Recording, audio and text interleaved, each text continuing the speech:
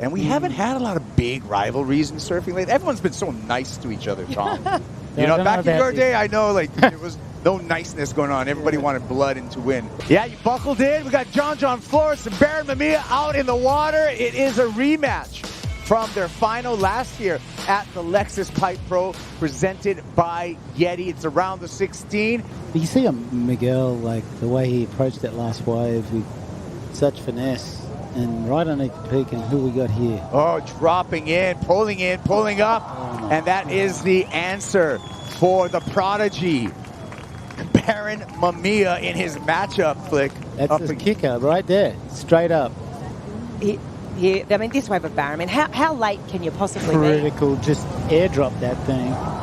Just knew exactly what was going to happen with the way the board fell onto its rail and his heels. You know, he's really forward over that front foot, and look at him, so happy. Watch this. Critical to the feet. Just pulling up on that rail perfectly, eyeing off the end of the barrel. Just that vision from that point of view, like for Barron. Look what, you know, the evolution of surfing here at Pirates Opinion. That's what I was going to ask you about. The evolution, and give your insight of the evolution of backhand barrel riding at Pipeline. Well, it was seen as a real, you know, like, it was a handicap big, in a way. Handicap. Miggy Pupo, right? With 13 seasons on the CT, he's smart. He knows if he gets anything over a 10-point two-wave total, it's impossible for Joao Chianca. So I think that's probably his strategy. But back to the backhand surfing, it's that you were there in the pioneer times. Yeah, where it looked like he was just, oh yeah, I want to get it. Just another 10. Here he goes, one more time. This one tricky with a backwash. Pulls in, and he's going to put up John right against the ropes flick. And it starts with a paddle flick. Who do we got? Looks like Barron. Backdoor Barron this time. And Mamiya comes out behind the foam ball. Already has a perfect 10-point ride, Tommy. Wow. What's this kid got? Well, he's on fire. Here we go. Drop. Beautiful drop. Sorry, yeah, here we go. He knows that wave so well.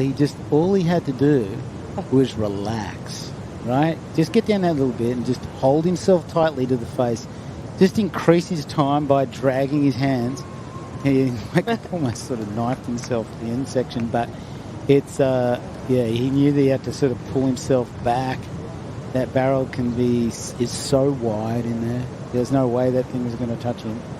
Lots of sort of compressed air coming out. And well, let's look at the numbers right now for, hold horses, because here's John looking to come back.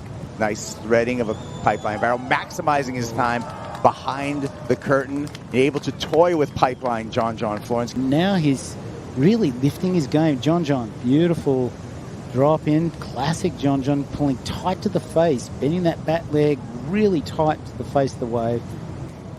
Right behind him, Barron on another screamer, and Mamiya again. Wow. In and out. Talk about momentum. Impossible move doing that. Barron showing some dominance here with the whole lineup, knowing exactly how to drag him.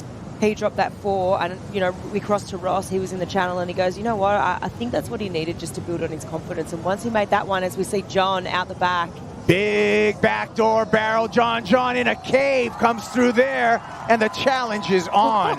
What an answer back from John Florence. That set the beach on fire, and we are going to have some big numbers between John Florence and Barron Mamiya. Let's take another look at this.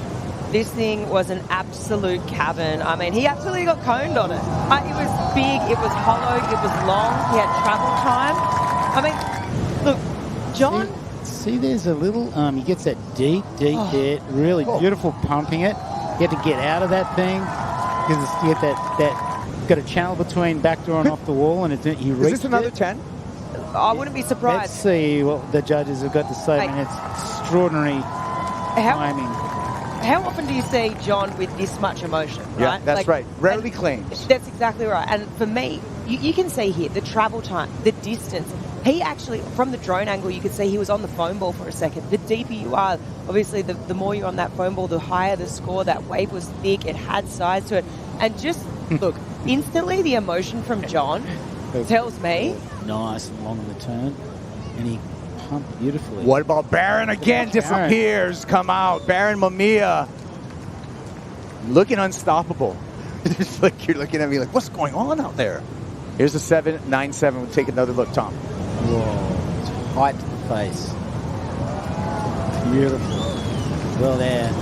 Just improved. The younger Barron Mamiya takes the win in a big wave. 17.97. Two-wave total for Barron Mamiya. He's on to the quarterfinals.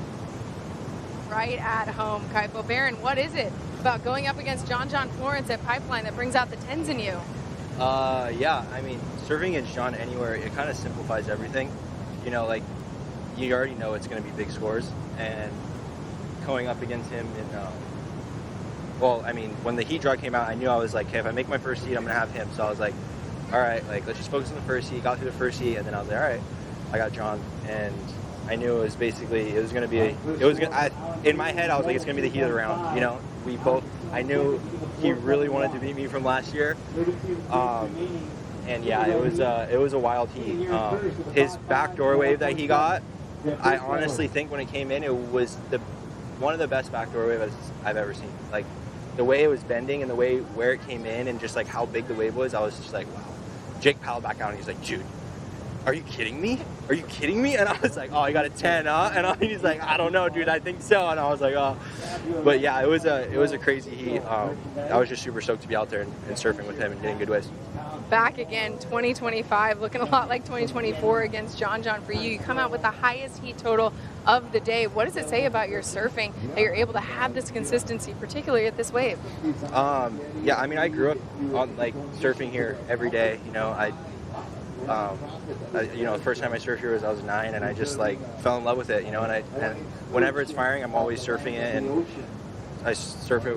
When I was younger, I would surf it if it was 2 foot, 10 foot, whatever. You know, I just love surfing pipe, and I put a lot of time in out here, and yeah, just to see the rewards is super cool. But you know, we still got a couple more heats to the final, and I'm just going to still stay focused and keep going.